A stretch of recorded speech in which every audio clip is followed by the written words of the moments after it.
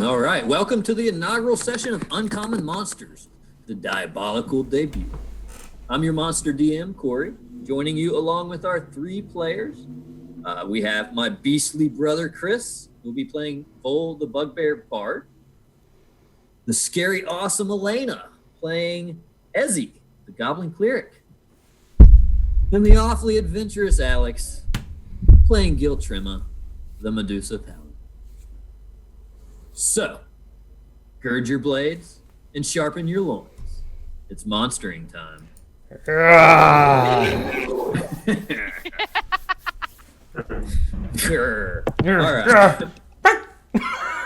Yipe! Our story begins on the world of Eberron in the year 999 YK, 3 years following the end of the last war, a devastating conflict that ravaged the continent of Corvair for over a century. The eerie calm that followed the end of the last war, which culminated with the nation of Sire's cataclysmic destruction and the forging of the contentious Treaty of Thronehold, has finally begun to abate, and much of Corvair now thrives. So Chris, if you'll cut it to the Roll20 map pane, you should be seeing right now a image of Eberron.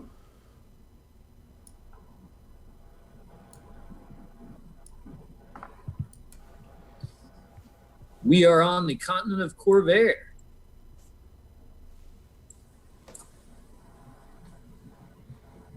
Which is one of the most populous continents in the world of Eberron. Though denied inclusion in the Treaty of Thronehold and not officially recognized as a sovereign nation by the Breland Crown, your own monstrous homeland of Droaam is still enjoying significant benefits from the newfound peace in Corvair, primarily in the form of increased economic relations with your neighbors. Unfortunately for you, however, while the rich and powerful Droamites are getting richer and more powerful as the result of the recent economic upturn, most common monsters have felt little impact, other than an increase in the need for unskilled labor, which was never in shortage before. Thus, you were skeptical when word began to spread about an opportunity for common Droamites to win significant land grants along the Droaam-Breland border. At first, you were sure the rumors were nothing more than false gossip, until you saw the posters. So if you'll check out and Roll20, you can see the posters that have been posted all around throughout Droaam. Reading, "Attention Droamites. The city of Sharn, in partnership with the Daughters of Sorkel, is seeking qualified Droaam citizens of the following groups to participate in a historic land lottery: Bugbear, Changeling, Gargoyle, Goblin, Hobgoblin, Goliath, Hag, Harpy, Kobold, Medusa, Minotaur, Mongrel Folk, Ogre, Oni, Orc, Shifter, Troll. Any Droamite citizen of an above race interested in owning and developing a plot of land along the Breland-Droaam border should report to the Grand Hall of the Thrashk Enclave in the city of Sharn between sunrise and sunset on the 15th day of Therin. Relish Crown Pledge. All Droamite citizens participating in the land lottery are guaranteed safe passage through Breland, and any Relish citizen who violates this pledge will be prosecuted by the Crown." To call it a once-in-a-lifetime opportunity would be an understatement. You must decide. Will you leave behind the life you know for a chance at something grander? Or do you continue on your current path? As you make your way through your everyday life, just another one among the millions of monsters of Droaam, you find yourself dwelling on the distant human city of Sharn. And the image of the landlot poster seems to be seared into your mind. Its image flashing before you each time you blink or close your eyes to rest. Go ahead and roll initiative for me. Chris, you can cut it back to the dialogue, the rolls in Roll20. Already done, DM. I changed my name, but it's still popping up as Grimlet. Do I still show as Grimlet to y'all? Yeah. I see Volbert. Weird. That Grimlet for me. I refreshed. Maybe that'll. Did you change it in the drop-down box, the as drop-down box on the bottom right? Bottom right. Oh, yeah. Below the chat. Oh, I see. Ah, there we go. It's Okay. it's fan So we are going to take your initiative order. So we're going to start with Geltrima, Alex's character. And as the camera pans in, Geltrima, it is nearing evening time. You are in Droaam at your home, wherever that may be. And you're doing your normal routine that you would do later in the day when it gets into the evening. So go ahead and start us out. Tell us about Geltrima. Tell us what Geltrima looks like and where Geltrima would be just on a normal day at the end of the day in Droaam, and what he would be doing. Well, Geltrima, his appearance, he's a dark-skinned male Medusa with black mama snakes as his hair. Other than that, very plain looking, not too, doesn't really stand out very much. Slightly taller than most, but doesn't stand out too much. What he does, he's the guard in the city of, in the Great Crag. And right about now, he'll be going home for the day and settling down, probably gonna eat some supper and then go to bed. So we would say that in the Great Crag, as the paladin of the sovereign host, not be welcome among the churches and the temples in the Great Crag. Those would be the more evil aligned temples. So you would be patrolling, I'm guessing, looking for lawlessness. Yes. Exactly. Looking to correct, not so much religious openly as, you get yourself locked up for that. Working along with the guard, enforcing the laws that you see just. What kind of things did you see on your patrol today? Like what was just one offender that you came across, and what did you do about it? One offender. Well, in the Great Crag, there's always chaos going around, all kinds of outlaws on the streets. An example would be a goblin earlier was going around pickpocketing off of people, using his small size to his advantage. I noticed him going around pickpocketing, and I apprehended him. He tried to run away. I ran after him and eventually cornered him in an alley and took him from there. And once you caught him, what was your method of doling out punishment? Did you haul him in to the authorities, or did you go ahead and take care of him yourself? I hauled him into the authorities. Got to go through the proper channels for all that and make sure he gets his due justice. So this individual, you kind of, my brother, he's gonna get you. He'll get me out. You'll never forget the name Dunglard. Oh. And you. So after a day of serving to you your most central edicts of law and holding true to that, you feel like you can rest. You feel like you've earned a good rest. But something's eating at you, right? Among your patrols, you kept seeing this poster. You kept seeing this landlocked poster. And you saw it even when it wasn't there. When you would blink, it would be there. You found yourself thinking about what a different life could look like, and the type of things you could do with some land of your own. And those are the thoughts you have as you drift off to sleep. But this sleep feels different than other rests that you've had. It doesn't feel restful. It feels like when you close your eyes, you open them into another reality. And what it is it's a vision of the past. So I want you to tell me, what would be Geltrima's most significant turning point of his entire life? One event that he would remember above all else and think about. The one event that would be the turning point in his life would be when he discovered the religion of the sovereign host, since it's not really talked about in Droaam. He had to find out about it himself. Long ago, he was an outlaw himself, and he was just going around all over the place, doing whatever the hell he wanted.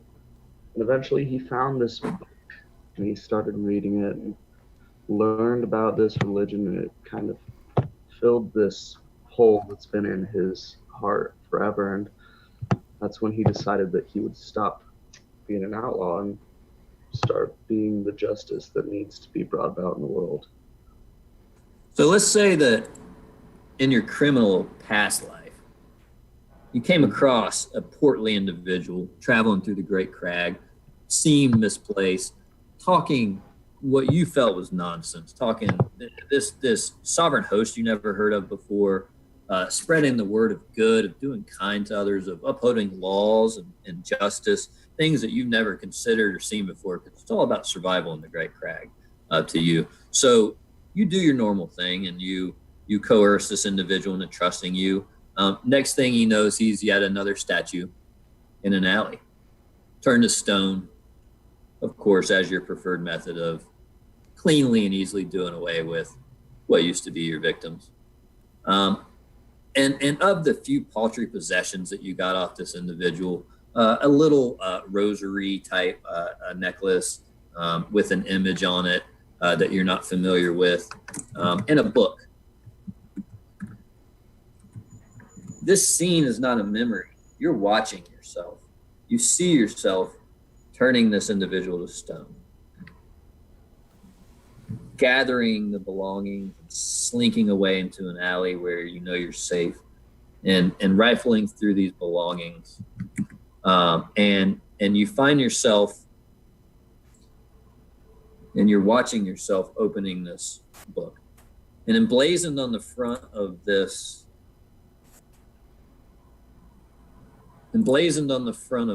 book is an image, and I'll show you the image. I think the best way to get this in there for you. It's blue and yellow emblazoned on the front. It's got 3 forks up, 3 forks down, and then a horizontal fork going through it. And you're not familiar with this image. You've never seen anything like it before. And as you watch yourself open this book, you notice after a few moments, your posture relaxing and your face relaxing as you engross into this book. I'll put the image in, let me see, can I put it into the Discord chat? I hope they're going to let me. Paste this. If you want to drag it onto the map and roll 20, I can bring it up. You should just be able to drag and drop an image. Got it right here.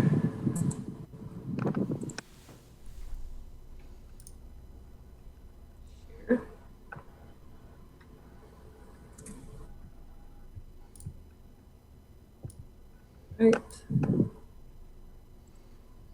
Here, let's do this. If we'll follow this, put it in the Zoom for you. You'll see an image. And this image stands out to you because since then, this is an image that you've used to focus yourself. And as you watch yourself start to learn about the sovereign host, the image of the sovereign host flashes, and in its place flashes the poster of the landlot. And they start to flash, and then you start to hear a voice. And it's an unfamiliar voice to you. And it's an echoing sound. My child, son of Arion, why do you follow this path? It's asking you a question. Who are you? I am the one who can help you.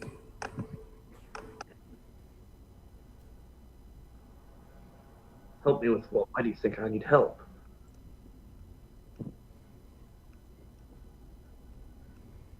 You tell me. What is it that you want? Well, I want to bring order to the world. I don't know if you can help me with that. I don't see what power you have. You're just a voice in my head for all I know. I can help with many things. The land lottery. Is that what you seek? A new life?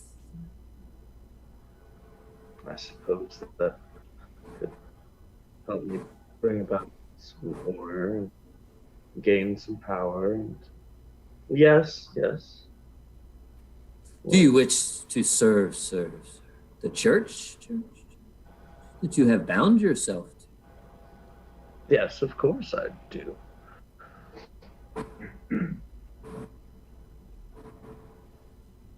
If I grant you this land and the ability to grow a new church on this land, will you serve me?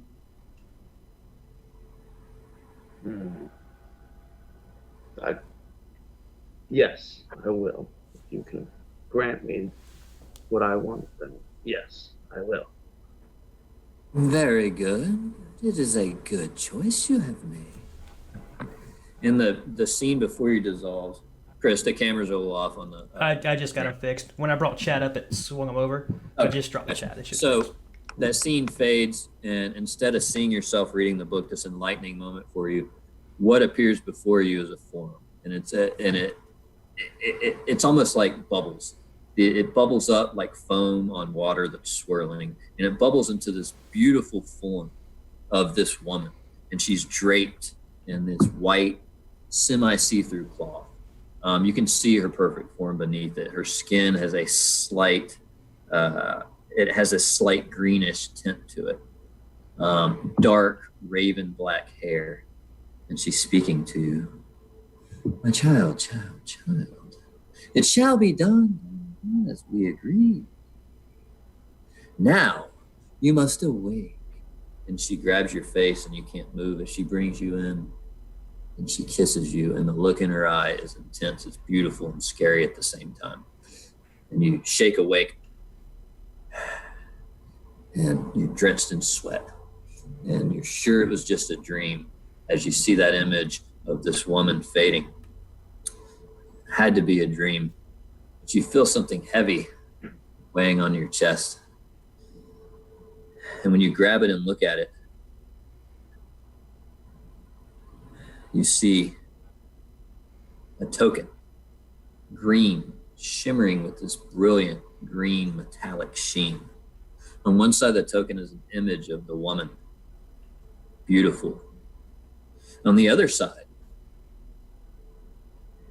is the crest, the image of the sovereign host, overlaid over a temple. And as you clutch that token in your hand, you know it wasn't just a dream. And you know the deal was real, and you know what you need to do. All right, we are going to cut from there over to Volbert. Volbert, tell us where you would be on a normal day in Droaam towards the end of the day, just everyday life for you. Tell us about Volbert. What does Volbert look like? What would Volbert be doing in his everyday life here in Droaam? Volbert likes to wear cut short leather pants, probably just above the knees. Same thing, upper tunic.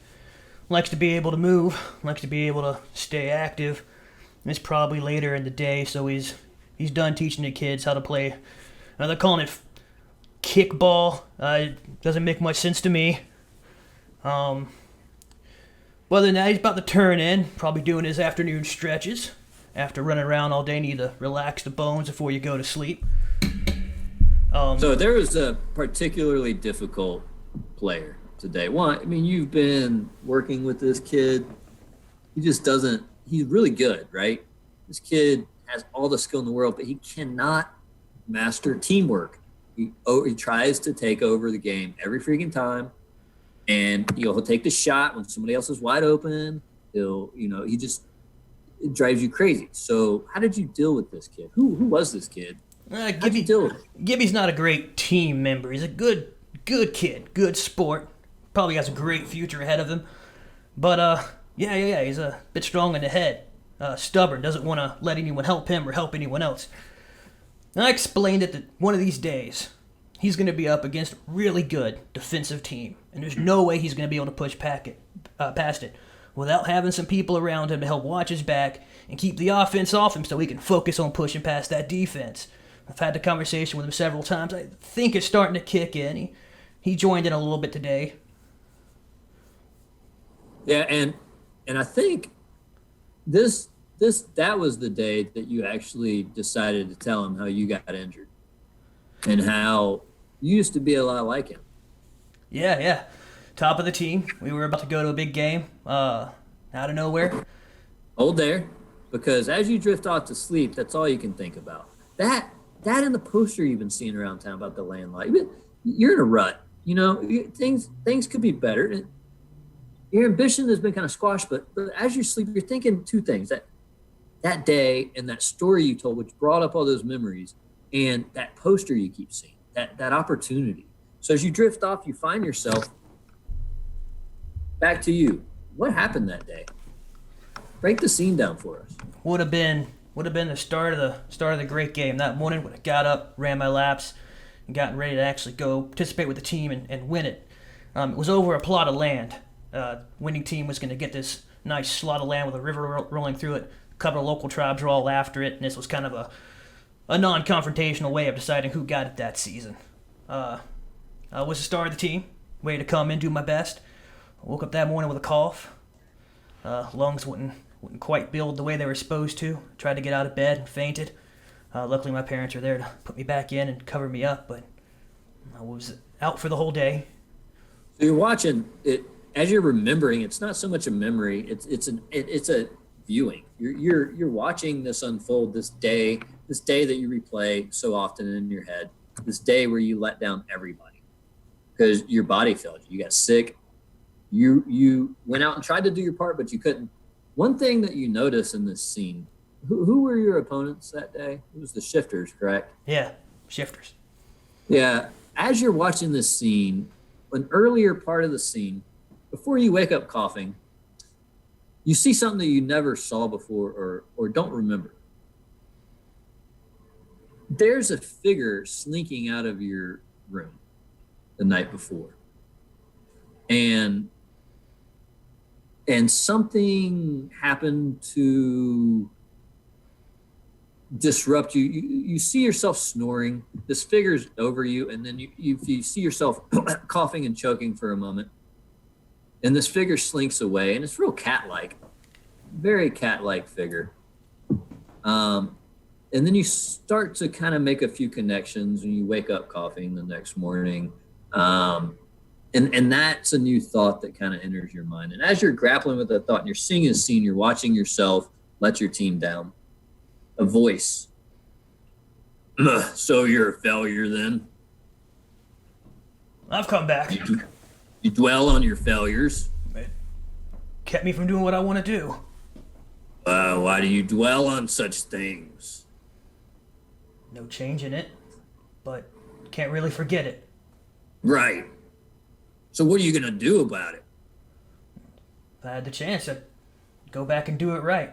Do it again. If I had the chance. Somebody going to give you a chance? Opportunity hasn't shown itself. Oh, what a loser. Yes, it has. Think about it. The land lotto? Yeah, the land lotto. You have what it takes or not? I had the right to get it, I would. I'd do the best I could with it. Nah, you don't. Is that how you played? You just wait. You were owed it? Or did you go take it? Show me where it is, I'll go take it. Know where it is. You got to go to Sharn and you got to take. Do you have what it takes? That's my question. Of course I do. Are you going to prove it? Who's asking? The one who can make it happen. Yeah, without a doubt. Okay, well, how about this? Let's say I give you the chance that you want. If you get this land, can you make it a place where people want to come and they want to fight and they want to compete and they want to prove themselves? Can you make this land to a place that draws those champions of good, those heroes of good? Could you do that? An arena? No, whatever. You're thinking small, okay? A Can coliseum. you do it? If I do this for you, basically, you got to work for me. What do you think? It's a deal. Yeah, smart decision. Smartest decision you ever made. The scene before you dissipates, and you find yourself standing before the most imposing, freakish figure you've ever seen.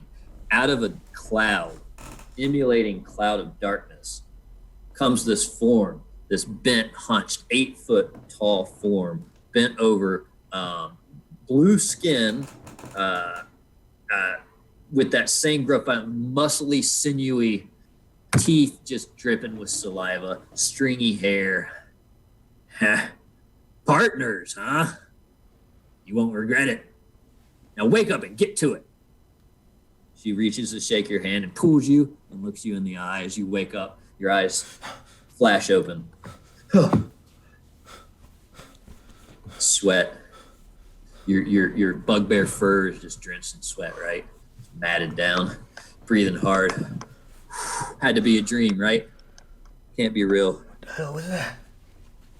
In your hand, though, that hand that clutched this figure, this hag, you feel something cold metal. You take a look at it. It's this shining blue, shimmering blue token, and that disgusting figure of that hag is on one side. And on the other, you see a picture of sword and shield. Overlaid over top of a grand coliseum. Deal's a deal. You know what you got to do. All right. Now we cut to our third monster. Ezzy. Tell us, what would Ezzy be doing? Who is Ezzy? What does Ezzy look like? What would Ezzy be doing towards the end of Ezzy's day here in Droaam, just everyday life? Well, so Essie's a very short. She's a little short, a little shy of 3 feet. But if you ask her, she is 2'11" and 3/4, and not a centimeter shorter. She's got nice, pretty green, beautiful green skin, pointed ears, little tiny little fangs, bright green eyes. Her hair black and kind of slicked back, shorter, some silver streaks in there. Beautiful little silver streaks. She pretty much always wears her armor. It's comfortable. She's been wearing it for years. Kind of stinky, but keeps the weirdos away. So recently, we just had to put down a couple wargs. Well, it was sad, a little lame. Can't ride them around too much. A little bummer, but the horde's been raising some new ones, and I like to go in every once in a while, get some cuddles, get some little kisses. But otherwise, it's a pretty tame. I'm not as active as I used to be. The bones creak, kind of the knees, a little rough. My elbows pop when it's a little rough, slowing down. So had to do some retiring from the soldiers. I'm not as active in the field. I don't get to go hunting as much. So I don't get to ride anymore. That's a bummer. So, I've been reevaluating some life choices. I started to get a little more into the religion. It's interesting. I've not really felt it, but I can do some stuff. So obviously Maglabet is, interested. But I've been doing some studying, reading. You've the been tome. talking, yeah, one-on-one or going to the temple at all? I've been Or going to the pretty much temple on a your lot own? lately, trying to learn, trying to get some stuff in there. But you know, the old noggin doesn't retain as much as it used to. That's for certain. That's for certain. One of But the things you noticed at yeah. the temple today was Uh-huh. interesting. Usually they have these flyers out front. Sometimes, or last week there was a bingo flyer, like a little Oh, bingo I Wednesday do love night at the bingo. church. Yeah, all the I do love proceeds. bingo. Yeah, all the proceeds went to the church, to the orphans. It was fun. Yeah, you had a good time. So you generally check those flyers because every once in a while somebody will be giving something away. You like to kind of get things for you might need a little Thrifting is something. fun. Yeah, secondhand stuff's great. Also, every once in a while you might help somebody. There might be a posting, somebody needs a little help, and you might offer assistance. But today, there's a different flyer. This looks official. This doesn't look like somebody just posted up there. This looks like it's something serious. And you take a look at it, it's very interesting. This is something you never thought you'd see before, and it makes sense to you to be on a religious building because this almost seems like a sign. You see the land lottery poster and you realize there actually is a realistic opportunity by the looks of this that somebody like you could actually change their lives. I am looking to retire. I do like thrifting. It would be nice, refurbish some stuff, maybe sell some of it. That could be fun. Yeah, so this is on your mind as you make your way home in the evening. And so what's your evening routine look like as you're getting yourself ready to head off to bed? Oh, well, I gotta take off the armor because can't sleep in it. Gotta oil it down, otherwise, it starts rusting. Gotta oil it down.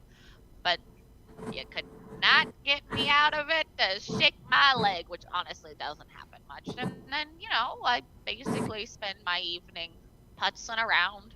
Occasionally, I'll play some cards with myself. High card 21. That's a fun one. That's a fun one. So I'll A play little some cards solitaire? with myself. Oh, I love solitaire. The solitaire is great. I've recently learned how to play gin by myself. It is weird, but it's fun. One of your new favorite games, actually, and your problem is you need more tiles. It's called Jamong, and it's Okay. really caught on. But you've got like a small tile set, and you're kind of jealous because your friend Nancy, she's got like the Nancy. full 180 set. And she with that never rich husband. appreciates what she has. Nancy. So you do it. So you're playing your little games. You're winding down. You kind of assume you're having something warm to drink. It's on the bedside as you're kind of tucking yourself in, and as you're just about to sleep, your mind keeps wandering back to that poster, to that landlord. Just what if it's like a crazy old lady, like a what if? That would be crazy. Big dreams. If I had some land, you could garden. You could do all kinds of things. And this just to you, it's like it's kind of fun, like imagining. It's not real. Drifting off to sleep. As you close your eyes, normally what would lead you into a sleep leads you into a different awakening. You close your eyes and you open them, and you're in the past. And you tell us where you would be what would be the most significant turning point of Ezzy's life? Something she would dwell on normally, something that had a big effect on her. Paint that scene for us. Paint that picture. Well, it's definitely probably a good 10 years ago when I was in my 20s, my prime. I was riding into battle on my trusty warg, Applejack. What a pretty baby. And we were fighting the lizard folk because, roaming hordes, what are you gonna do? And I remember that dang lizard folk took down my commanding officer in one fell whip. We're not super healthy, us goblins. Go down pretty easy, but there's a lot of us. I'll make up for that. And I'll never forget the look in his eye. That eye lock where he's like, I'm coming for you next. And that was really the first time that I felt Maglubiet just kind of working through me. Didn't last long, but oh, was it glorious? Just like poo, poo, poo. And then, my little Applejack. So as you watch yourself become this champion of just glorious. badassery, right? Glorious. This isn't any god. You're talking the Battle Lord. The big one. And- the big and- kahuna. Yeah. And as you're watching yourself just ripping through, this is goblin fury. So you hear. Yes, I love it. The Battle Lord's child. Now, this is a great scene. I can see why you visit it often. Hello? Hey, yes, hello. You are who I have been looking for, and I am who you have been looking Who are you? I don't usually talk to other people in here. It's kind of a... for. Yes, well, I'm a visitor. I'm here to offer you that which you most desire. Applejack? You can have many Applejacks. No, one's good. One's good. Too many, and it's just... To be honest with you, Speed. I don't usually have conversations in these things, but to be honest with you, I could bring Applejack back. Might not be exactly what you're looking for, but I was thinking a little bigger. Oh, okay. Yeah, perhaps a change. Perhaps you're considering, I don't know, something bigger in life. You tell me. Well, I have always wanted to open my own pawn and antique shop. But wandering hordes, you don't really settle down. It looks to me you're not dreaming about antiques, dear. Look, and you look over and you're just slaughtering. Looks like you crave glory in battle to serve your god, your battle lord. Why else would you be a cleric of such a wonderful god? Well, it just kind of happened, and then I felt obligated, like I had to do it.